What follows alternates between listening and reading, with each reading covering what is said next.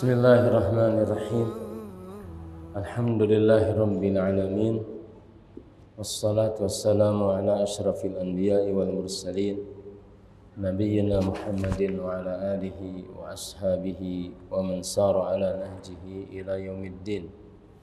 Asyhadu an la ilaha illallah wahdahu la syarikalah wa asyhadu anna Muhammadan abduhu wa rasuluh. Kita lanjutkan membaca sambil membaca beberapa ayat, lalu kita sebutkan beberapa faidah.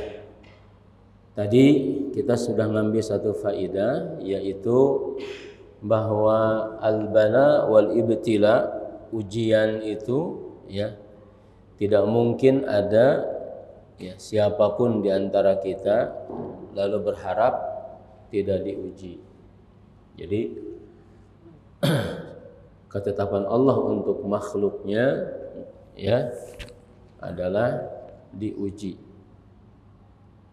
Dalam surat Al-Ankabut Afa hasiban nas an yutraku an yaqulu amanna wa hum la yuftanun. Jangan manusia mengira bahwa mereka kalau sudah mengatakan kami beriman kemudian dibiarkan oleh Allah Subhanahu wa taala. Hasiban nas an yutraku an yaqulu amanna wa hum la yuftanun. Wa laqad fatanna alladziina min qablihim. Ujian itu perlu. Kalau enggak ada ujian terus naik kelasnya gimana? Satu, kalau nggak ada ujian, orang disebut naik kelasnya gimana? Kalau nggak ada ujian, disebut lulusnya gimana? Satu. Yang kedua, nggak ada ujian, nggak ada naik kelas. Kalau nggak belajar, tiba-tiba ujian gimana? Jadi kita mendapatkan pelajaran, dan ini kita harus catat bahwa iz qala Yusufu li abihi ini, Yusuf itu ada Yusuf sebagai Yusuf, bukan Yusuf sebagai nabi, karena saat itu beliau belum diangkat jadi nabi. Yusuf sebagai manusia biasa, Yusuf sebagai anak kecil biasa, belum. Berbeda kemarin ketika kita membaca kisahnya Nabi Zakaria. Kalau Yahya itu kan sudah memang, sehingga di dalam ayat itu ya Yahya khudil kitaba biquwwatin wa atainahul hukma sobiyya. Memang kalau Nabi Yahya sudah dari kecil, wa atainahul hukma sobiyya. Beda kalau Nabi Yahya. Nah, kalau Yusuf di sini supaya kita mengatakan ini nabi. Enggak, sebelum jadi nabi, sebagai seorang Yusuf, agar kita punya posisi yang sama dalam menghadapi ujian.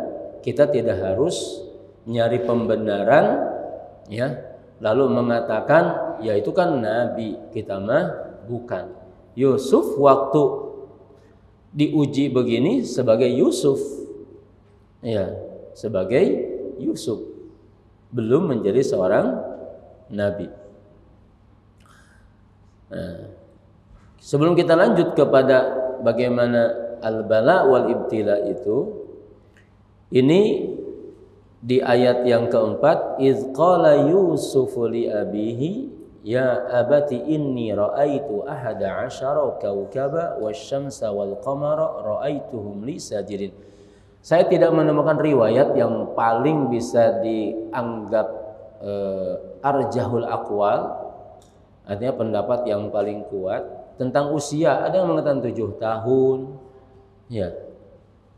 tapi yang jelas memang masih kecil, Nah, faidah di sini ketika Yusuf mengatakan wahai ayahanda, aku melihat, maksudnya melihat itu mimpi di sini. Ra'aitu itu artinya mimpi.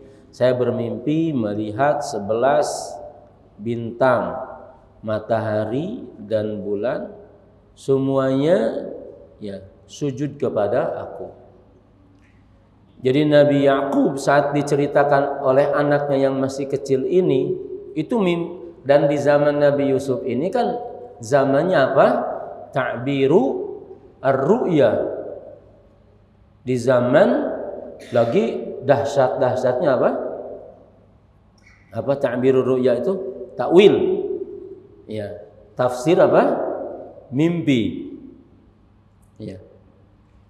Ada seorang tabi'in punya kitab dan beliau diberikan oleh Allah ya karunia kelebihan dalam mentakbir, mentakwil, mentafsir mimpi. Siapa? Muhammad ibn Sirin. Ya, nggak apa-apa. Jadi seorang tabi'in, jadi beliau ya bahkan beliau mengatakan saya mimpi bertemu dengan 3 orang dan itu mimpinya berulang-ulang dengan 3 orang yang sama. Lalu ditanya, ya siapakah anda ini? Lalu yang satu mengatakan ana Yusuf. Kemudian nunjuk sebelahnya wa hadza abi Yaqub. Kemudian nunjuk sebelahnya wa hadza jaddi Ishaq. Gitu. Itu Muhammad ibn Sirin ya rahimahullahu taala. Beliau punya buku ya. Dan hampir para ulama hadis termasuk Sahih Al-Imam Al-Bukhari ada namanya Kitabu apa? Ar-Ru'ya. Dalam Sahih Al-Imam Bukhari diantaranya adalah pembahasan tentang Ar-Ru'ya. Nah, kaidah umum dalam mimpi itu, kaidah umum dalam mimpi dijelaskan dalam hadis Rasulullah sallallahu alaihi wasallam, kalau orang bermimpi yang baik, maka apa?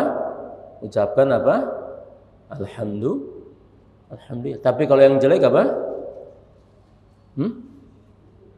Apa? Sok ngomong ya nggak apa-apa. Senang saya kalau ada yang ini. Astagfirullah terus apa? Tuh. Ya, bukan ngeludah. Bukan. Mane? Ya. Nah, kemudian kalau mimpi yang baik, ya, boleh diceritakan sebagai al-fa'lu al-hasan. Tapi kalau mimpi yang jelek, jangan. Tapi langsung kita isti'adzah, berlindung kepada Allah Subhanahu wa ta'ala. Kalau kita mimpi, misalnya mimpi apa? Mimpi kita tawaf. Mimpi kita wukuf. Mimpi kita di wisuda sebagai doktor di Universitas Islam Madinah. Ya, Allahumma amin. Mimpi jadi pengantin. Ya. Tapi calon pengantin perempuannya nggak ada, ente doang.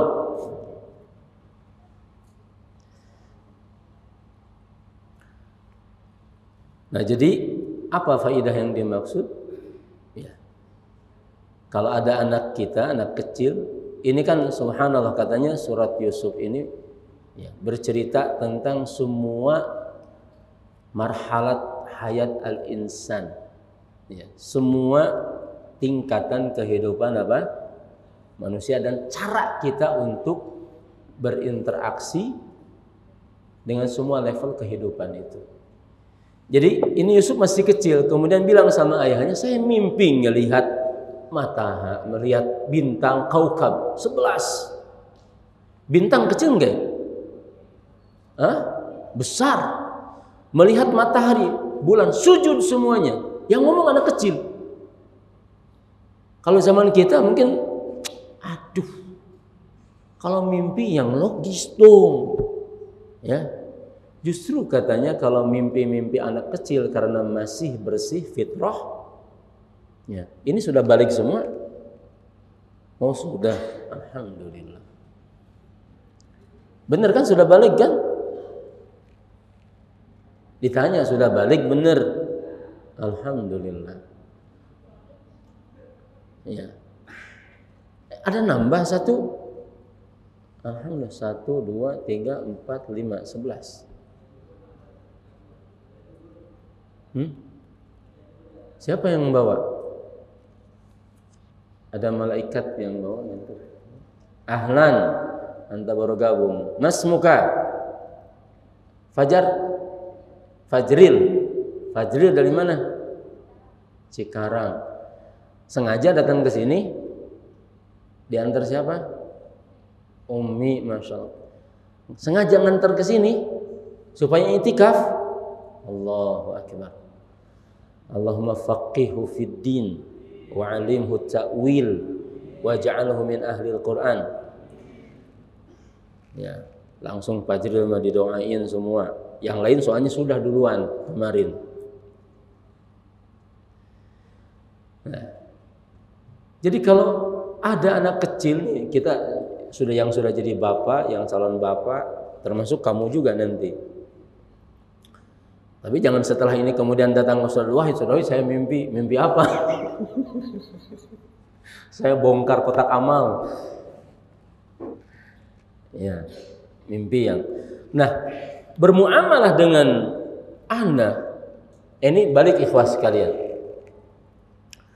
Anak itu cerminan dari kita. Makanya antum jangan aneh. Kalau kita dialog sama anak, kemudian ada anak punya bahasa gitu. Antum lihat dulu, bahasanya bahasa kita bukan. Bahasanya bahasa kita bukan. Tutur katanya tutur kata kita bukan. Satu waktu kita ngobrol sama anak, duk, gini nih. Kita bilang ini bukan bahasa kita yang kita ajarin sama anak. Ya. Ya. Jadi kita bisa melihat ini bahasanya dari mana nih? Kita harus cerdik, harus cerdas, harus sensitif. Dalam obrolan tiba-tiba pek omongannya. Ini dari mana ini kamu? Bacaan yang kita nggak tahu, teman pergaulan yang kita nggak kenal, dari mana ini? Jadi yang namanya anak itu cerminan orang tuanya dalam bertutur kata, dalam bersikap. Ya, karena nggak mungkin anak kemudian nyontoh dari yang lain. Orang tinggalnya di rumah, sadungan. Iya kan? Iya, tinggalnya di rumah bareng sama kita. Kecuali kalau memang di rumahnya kita nggak tahu anak itu gaulnya di rumah sama siapa, itu baru. Jadi saat Yusuf menyampaikan itu, yaitu adalah bahasa didikan yang memang diajarin sama orang tuanya untuk ngomong jujur, berkata benar, gitu. Dari sisi-sisi ini maka orang tua tidak merasa aneh. Berbeda kalau misalnya kita nggak pernah ngajarin anak jujur, bohong, selalu paradoks. Kita nanya, benar kamu, benar kamu. Nah kalau itu yang diomongin sama orang tua, berarti orang tua itu nggak pernah ngedidik anaknya.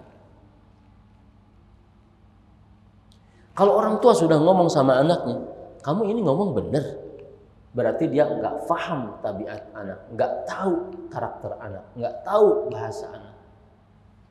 Karena dia merasa aneh dengan anaknya sendiri.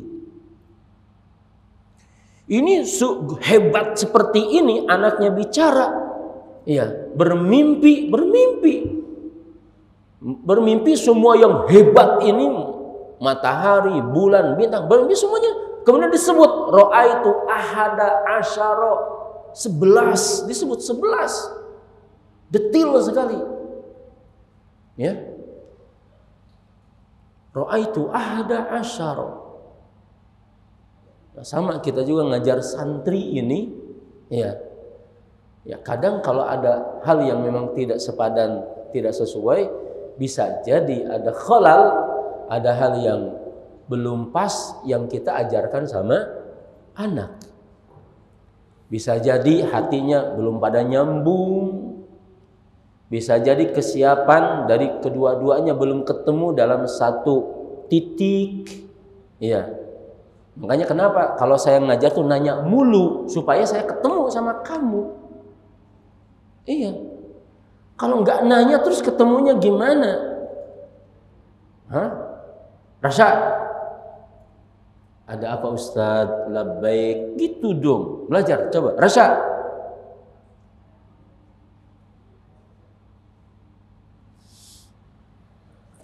Kebiasaannya gini ya. Kenapa Rasya? Anak panggil. Rasya. Labbaik. Tanya sama Ustaz Zain, ada orang Betawi itu kalau dipanggil baik. Labbaik. Bayu. Ngomong. Ustaz Agung udah kesel aja nih. Ini Ustaz nih. Ambil Ustaz. Ambil ya. Zaid. Laki-laki aku. Labbaik. Diajarin. Ya. Saya kalau di rumah juga sama, manggil anak saya kalau enggak bersuara dan anak itu ada di rumah, ya saya samperin. Kenapa? Enggak nyahut. Bukan enggak nyahut, ternyata bisa tidur, bisa sedang tidak fokus. Ya. Nah, kita belajar semua hal. Jadi kalian santri ya, dengan ustadz itu harus ketemu dalam rasa, ketemu dalam pikiran, harus ketemu. Makanya ustadz itu berusaha untuk terus membuka kanal-kanal, channel-channel, jalur-jalur supaya saya bisa ketemu nih. Ya, Fajril baru datang, gitu kan? Diantar uminya hari ini, masya Allah. Lebaran di Albina? Enggak. Ya. Dijemputnya kapan? Tanggal 1 Mei. 1 Mei itu Idul Fitri. Ya. Kirain teh Fajri teh mau nemenin teman-temannya di sini. Fajri tahu enggak ketua gengnya di sini siapa? Roisul kaumnya tahu enggak? Nah, tunjukin Bayu. Ngomong Bayu, jangan gini. Bilang sama Fajri, siapa ketua gengnya? Sebutin. Kamu yang nerangin. Ja'far. Yang mana Ja'far itu? Ya, sekarang namanya bukan Jeffrey, Ja'far. Jadi kembali tadi, ya, idz qala Yusufu li abihi ya abati inni ra'aitu ahada asyara kaukaba. Ini yang saya maksud nih, kalian ini belajar ngomong. Omongan itu, perkataan itu identitas kamu. Harus belajar. Ada ustadz, assalamualaikum ustadz, kaifa haluk. Belajar ngomong kayak begitu. Coba anta ke sono ke Ustaz Agung.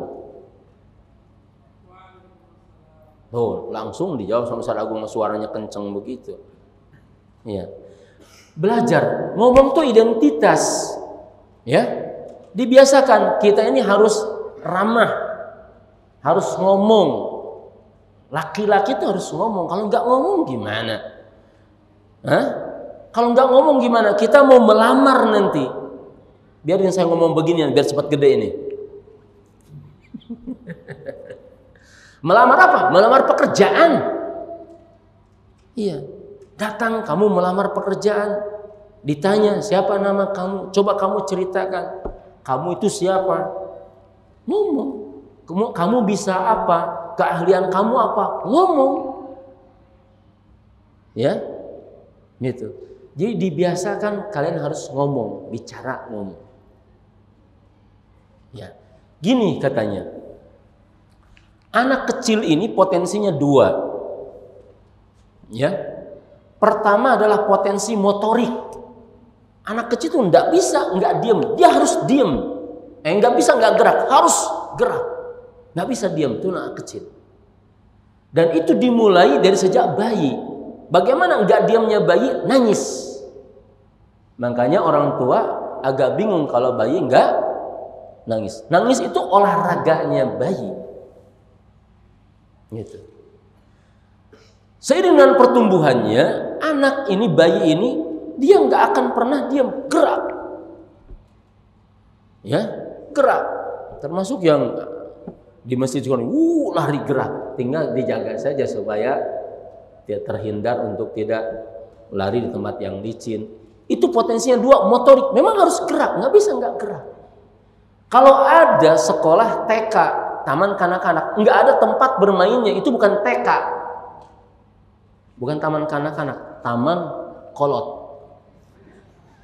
Taman kakek-kakek yang sudah memang harus ada meluncur apa semua, itu gerak. Disebut katanya energi yang ini yang dikeluarkan itu ada energi negatifnya. So, kalau tidak disuruh diem, maka anak akan terpendam hal yang negatifnya kemudian dalam dirinya, dan itu akan muncul nanti secara terakumulasi menjadi negatif. Jadi kalau anak bergerak memang harus gerak. Itu potensinya dalam motorik gerak. Ya. Jadi sekali lagi anak tidak bisa diam walaupun di mobil, tetap saja gerak ke sana kemari. Ya. Jadi jangan dihalangi, cuma diarahkan. Geraknya itu diarahkan, karena nggak bisa nggak. Jadi kalau misalnya kita bawa anak usia 3 tahun, 4 tahun bertamu, ya, kemudian dia jalan sini, diem, nggak bisa. Iya. Nah ini yang kedua, anak itu energinya adalah ngomong, capetan. Jadi biarkan anak itu, biarkan. Ini mau ngomong dikit. Rupanya ini zaman dulu. Kayaknya sebelum ngomong sudah dilarang. Diam. Gitu. Ya.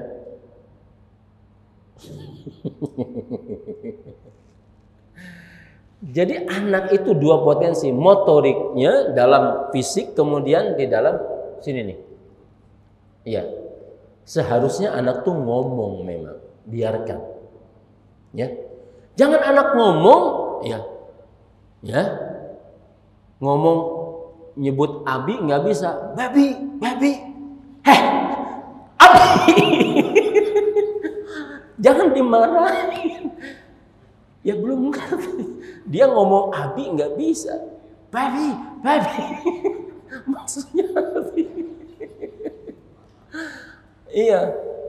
Anak ngomong salah, ngomong minta kerupuk. Ya, mana anak bisa anak langsung kerupuk. Iya. Ngomongnya apa gitu. Ya. Jadi jangan dipatahin. Ya. Ini mau jalan sedikit aja, diam. Akhirnya anak nggak bisa lari, nggak bisa jalan. Anak mau ngomong gitu kan, nggak pas, dilarang, nggak boleh, biarkan. Kemudian nanti di tahap-tahapin, dikoreksi, diarahkan, diluruskan. Ya. Nah, ini dua hal. Dan itu kalau kita tidak bisa merawat dan menjaganya, ya tidak mungkin ada anak yang usianya masih sangat dini, kemudian bisa fasih menyampaikan apa yang dialami. Dan tentu mimpi ini hebat ini, tapi menyampaikannya kemudian tidak ragu-ragu. Ro'a itu saya bermimpi ya ayah. Mimpinya dahsyat sekali. Dan biasanya kalau tidak terlatih, mungkin ngomongnya pun akan terbata-bata, ngomongnya pun akan tidak jelas. Nah ini pelajaran untuk orang tua. Kalau ngomong sama anak, jangan langsung anak itu dianggap pinter sebagaimana yang kita maui dan kita maksud. Tolong ambilkan air. Ya. Anak itu kemudian pergi ke kamar mandi, ngambil gayung, lalu diserahkan sama bapaknya. Nih, kamu disuruh ngambil air, itu salah nggak? Salah nggak? Salah nggak? Anak bawa air di gayung, salah nggak? Enggak. Yang nyuruhnya yang salah. Ya. Nyuruhnya yang salah. Iya, makanya ada orang tua ngajarin nggak bener, ketahuan nggak benernya. Ya. Nanti kalau ada tamu bilang, ya, Abi tidak ada di rumah.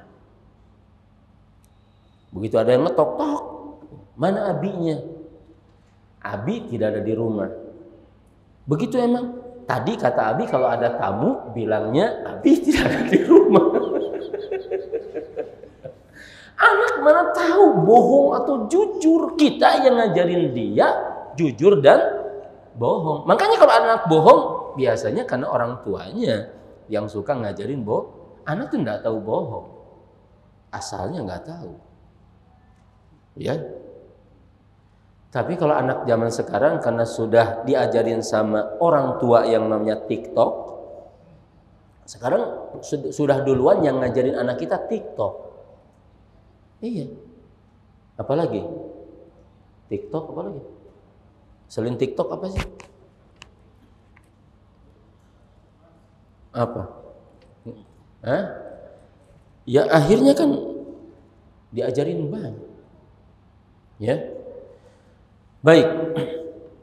Ini luar biasa. Kita bicara tentang Yusuf sebagai Yusuf, bukan Yusuf sebagai nabi dulu, karena saat itu adalah sebagai anak biasa.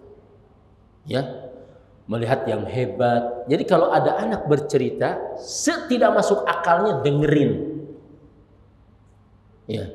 Bibi, tadi saya lihat, ya, apa? Kita dengerin sampai selesai. Walaupun kita nggak suka, walaupun dengerin.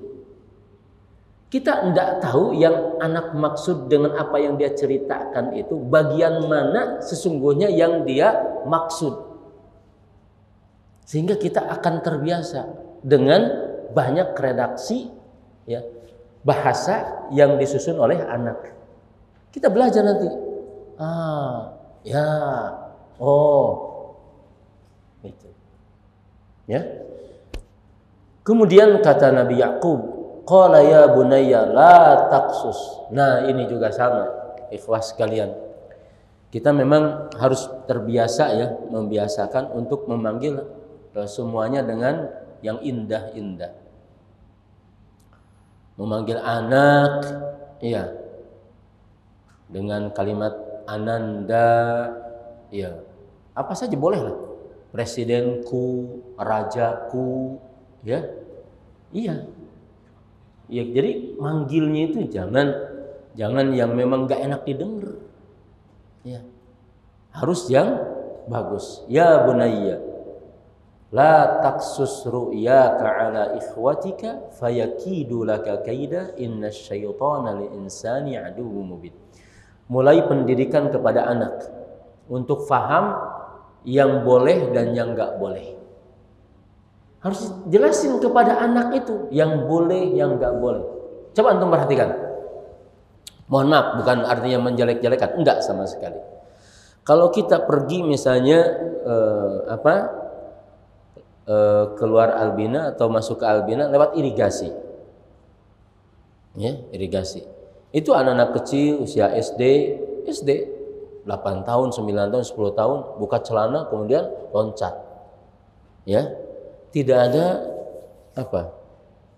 nggak ada malunya sama sekali kan gitu, ya, nggak ada, kan memang sudah terbiasa seperti itu. Ya.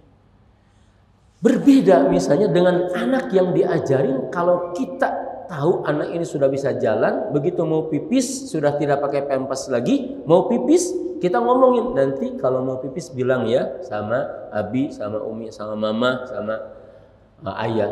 Ngomong terus begitu. Akhirnya dia nanti bilang mau pipis, antar ke kamar mandi. Hal yang kelihatan kecil, sepele seperti itu luar biasa dalam konteks pendidikan. Luar biasa dalam konteks pendidikan, dahsyat sekali. Menumbuhkan rasa malu, memberikan pelajaran tanggung jawab, mengenal situasi dan semua hal. Ya. Dan semua hal. Nah, mulailah diajarkan kepada anak ini kalimat-kalimat perintah, kalimat-kalimat larangan, Tadi kata ayahandanya, kata Nabi Yakub alaihissalam, la taqsus. Itu perintah apa larangan? Larangan, jangan kamu ceritakan mimpimu. Ya.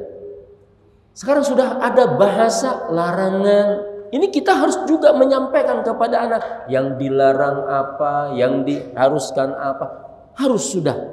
Ya. Karena anak kalau tidak dipandu begitu bisa jadi semuanya unsurnya adalah boleh. Nah, Rasul Shallallahu Alaihi Wasallam begitu melihat siapa? Amr bin Salamah, ya, ngacak-ngacak makanan, masih kecil usianya 4 tahun, 5 tahun, ya. Maka Rasul Shallallahu Alaihi Wasallam, ya gulam, anak kecil, samillah, ya, baca bismillah, wa kul biyaminik, wa kul mimma yalik. 3 perintah yang semuanya dibutuhkan untuk tumbuh kembang anak. Ya. Mulai dikenalkan samillah, dikenalkan dengan yang paling prinsip, sebut nama Allah. Ya. Jadi jangan dianggap sederhana penanaman tauhid di masa kecil ini. Ya. Tapi dengan apa yang memang cocok, pas sesuai dengan umur si anak itu. Ya, karena secara fitrah pasti akan nyambung. Samillah, sebutlah nama Allah. Ya. Gitu. Rasul Shallallahu Alaihi Wasallam saat cucunya Hasan dan Husain, kemudian karena namanya anak kecil yang masih kecil, nggak ngerti, ada kurma, tumpukan kurma, ya, malum anak kecil itu ada namanya kurma kan dimakan, diambil kemudian dimakan. Rasul Shallallahu Alaihi Wasallam melihat ini cucunya ini makan kurma, sedangkan kurma itu adalah kurma sedekah, di mana keluarga Rasul tidak boleh ngambil. Ya, maka langsung diingatkan oleh Rasul alaihi salatu wasallam sambil diisyaratkan karena anak itu tidak ngerti. Maksudnya, ayo keluarin tuh, muntahin gitu. Fa inna la na'kul as-sadaqah. Diisyaratkan, masih kecil. Keluarin. Kan gitu. Ya. Jadi mulai dikenalkan yang haram, dikenalkan dengan bahasa yang memang anak itu bisa ngerti dan bisa paham. Ya. Ya. Baik, sudah jam 9. Ya, nantilah kita ngobrolnya sedikit-sedikit dulu, ya. Baru 1 poin tadi bahwa semua adalah diuji, ya, dan ujian yang ditampilkan di dalam kisah ini adalah ujian yang muncul bukan dari orang lain tapi dari anak sendiri. Ujian untuk Nabi Yakub dan untuk Nabi Yusuf adalah ujiannya dari saudara-saudaranya sendiri. Wallahu ta'ala a'lam bishawab. Sallallahu ala nabiyina Muhammadin wa ala alihi washabihi wasallam. Subhanakallahumma bihamdika asyhadu an la ilaha illa anta astaghfiruka wa atubu ilaik. Allahumma innaka afuwun tuhibbul afwa fa'fu anna. Allahumma innaka afuwun tuhibbul afwa fa'fu anna.